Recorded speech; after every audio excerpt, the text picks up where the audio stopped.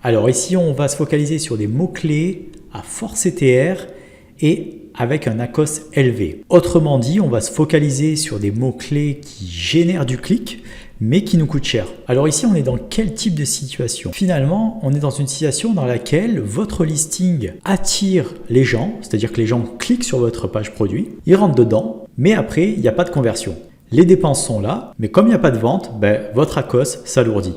Là aussi, il y a deux principaux cas. Le premier cas, c'est finalement que les clients voient votre image principale ou lisent le titre de votre produit. Ça les intéresse, ils cliquent dessus. Par contre, une fois qu'ils sont dans la page produit, ils se rendent compte que ce n'est pas ce qu'ils recherchent. Ça, c'est le premier cas.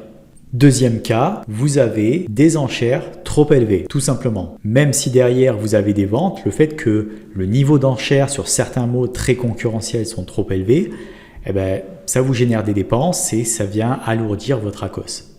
Les questions que vous allez devoir vous poser, c'est ok, est-ce que mon titre reflète la réalité de mon produit? Est-ce que le fait d'avoir agencé tel terme après tel terme, ça rend pas finalement le titre confusant pour le client? Ça, c'est la première chose. Et la deuxième chose, vous allez regarder si votre image principale est pas aussi trompeuse. Est-ce qu'elle décrit finalement vraiment votre produit et est-ce qu'elle donne vraiment une image fiable de la réalité de votre produit? Si tout est OK à ce niveau-là, regardez le niveau d'enchère si elle n'est pas justement trop haute et venez la réduire pour limiter les dépenses. Certes, vos ventes vont diminuer, mais en même temps, le coût moyen par clic diminuera aussi. Aussi, il ne faut pas oublier qu'un CTR, donc vous vous rappelez, le CTR, c'est le nombre de clics divisé par les impressions. Un CTR élevé reste subjectif. Pourquoi? Parce que ça dépend toujours du volume d'impressions ou de clics. Vous voyez ici, pour le premier mot-clé, j'ai seulement 4 impressions, 1 clic. Clairement, il n'y a pas assez de volume pour dire oui, c'est un CTR élevé. Certes, il est élevé, mais c'est à prendre avec des pincettes. De la même manière, un CTR qui est bas, c'est pas forcément mauvais à partir du moment où le niveau des dépenses est maîtrisé.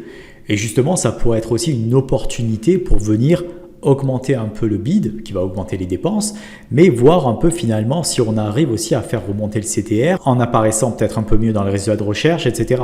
Alors pour l'analyse, vous allez tout simplement trier par ordre décroissant au niveau de la colonne taux de clic CTR. Et ensuite, vous allez descendre tout simplement en regardant le niveau des ACoS à droite. Donc ne zappez pas les mots-clés pour lesquels il n'y a pas d'ACoS comme cela. Parce que vous vous rappelez, il n'y a pas d'ACoS, ça ne veut pas dire qu'il n'y a pas de problème ou de dépenses. Ça veut juste dire qu'il n'y a pas de vente. Mais, vous voyez, j'ai pas d'ACoS, j'ai pas de vente, mais j'ai des dépenses. Donc ne les zappez pas.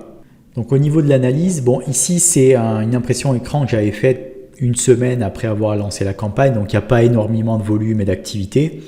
Mais je vois à ce niveau-là que j'ai un CTR pour ce mot-clé ici. J'ai un CTR de 2,50, donc 200 impressions et 5 clics. Les dépenses de quasi 3 $ et aucune vente. Bon, on est encore à des niveaux de dépenses très très bas, donc il n'y a pas de souci. Mais admettons que je sois à un CTR de 2,50 avec beaucoup plus de volume et toujours avec aucune vente. Ce qu'il faudrait que je fasse, c'est que je regarde le niveau d'enchère pour voir si justement je ne suis pas un peu élevé. D'ailleurs ici, honnêtement, je trouve que je suis un peu élevé. Je suis à 0,75. Or, l'enchère minimum suggérée est à 0,37. Donc ici, ce que je vais faire, c'est que je vais réduire l'enchère pour me positionner juste au-dessus de l'enchère minimum suggérée par Amazon qui est de 0,37. Donc je me mettrai à 0,40 environ.